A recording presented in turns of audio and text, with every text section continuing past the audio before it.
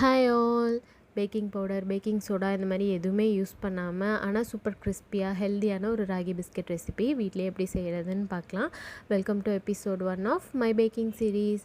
அதுக்கு இன்றைக்கி வந்து ரூம் டெம்பரேச்சர் பட்டர், கரும்பு சர்க்கரை, ராகி மாவு, கோதுமை மாவு இவ்வளோ தான் நான் இன்றைக்கி இன்க்ரீடியன்ஸ் எடுத்திருக்கேங்க. கோதுமை மாவு வந்து நான் முளைக்கட்டின கோதுமை மாவு பயன்படுத்தியிருக்கேன். நீங்கள் உங்கள்கிட்ட எது அவைலபிள் இருந்தாலும் பயன்படுத்திக்கலாம். உங்களுக்கு ஃப்ளேவர் வேணும்னா மட்டும் கரும்பு சர்க்கரை கூட 1/2 டீஸ்பூன் ஏலக்காய் தூள் ஆட் பண்ணிக்கோங்க. நான் இன்றைக்கி எதுவுமே ஆட் பண்ண போகிறது கிடையாது. பட்டர் கூட ஒரு பிஞ்ச் மட்டும் சால்ட் ஆட் பண்ணிவிட்டு ஹேண்ட் விஸ்க் யூஸ் பண்ணி பட்டரை வந்து இந்த மாதிரி நல்லா க்ரீமி டெக்ஸ்சர் வர வரைக்கும் நல்லா பீட் பண்ணணும். அட்லீஸ்ட் ஒரு 3 மினிட்ஸ் பண்ணிங்கன்னா தான் உங்களுக்கு வந்து இந்த மாதிரி சாஃப்டாக கிடைக்கும்.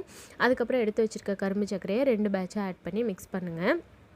கரும்பு சர்க்கரையை மிக்ஸர் ஜாரில் போட்டு பல்ஸ் மோடில் 2 டைம் போட்டு எடுத்தக்கப்புறமா மிக்ஸ் பண்ணிங்கன்னா அந்த கட்டியெல்லாம் இல்லாமல் நல்லா சாஃப்டாக இந்த மாதிரி க்ரீமியாக கிடச்சிரும். இந்த மாதிரி வந்ததுக்கப்புறமா எடுத்து வச்சுருக்க மாவை 2-3 பேட்சாக ஆட் பண்ணலாம்.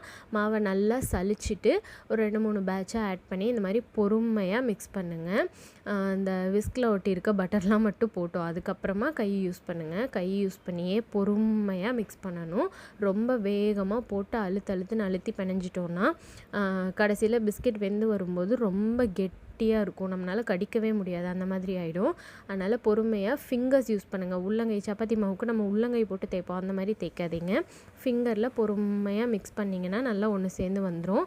இதுக்கு பால், தண்ணி இந்த மாதிரி எதுவுமே உங்களுக்கு தேவைப்படாது. நம்ம கொடுத்துருக்க அளவை கரெக்டாக ஃபாலோ பண்ணிங்கனாவே உங்களுக்கு அழகாக மாவு திரண்டு வந்துடும். அதுக்கப்புறம் மாவை ஏதோ ஒரு சர்ஃபேஸில் ஸ்ப்ரெட் பண்ணிவிட்டு உங்கள்கிட்ட கட்டர் இருந்தால் ஓகே, இல்லைன்னா வீட்டில் இருக்க ஏதோ ஒரு சின்ன மூடி அந்த மாதிரி ஏதோ ஒன்று யூஸ் பண்ணி ஈவனாக அந்த மாவை கட் பண்ணி எடுத்துக்கோங்க. அதுக்கப்புறம் உங்கள்கிட்ட இருக்க ட்ரேயில் அழகாக அடுக்கிட்டு 160 டிகிரிஸ்க்கு 15 to 20 மினிட்ஸ் பேக் பண்ணி எடுத்திங்கன்னா சூப்பர் கிறிஸ்பியான ராகி பிஸ்கெட் ரெசிபி வீட்லேயே ரெடிங்க. நான் ஃபஸ்ட் கமெண்ட்டில் மெஷர்மெண்ட்ஸ் பின் பண்ணி வைக்கிறேன். கண்டிப்பாக எல்லோரும் ட்ரை பண்ணி பாருங்கள். ஏதாவது டவுட்ஸ் இருந்தால் கூட கமெண்ட்டில் கேளுங்க. வீட்லேயே பண்ண முடியாதுங்கிறவங்க கண்டிப்பாக நம்மக்கிட்ட ஆர்டர் ப்ளேஸ் பண்ணிக்கோங்க. ஃபாலோ பண்ணி சப்போர்ட் பண்ணுங்கள். Thank you so much.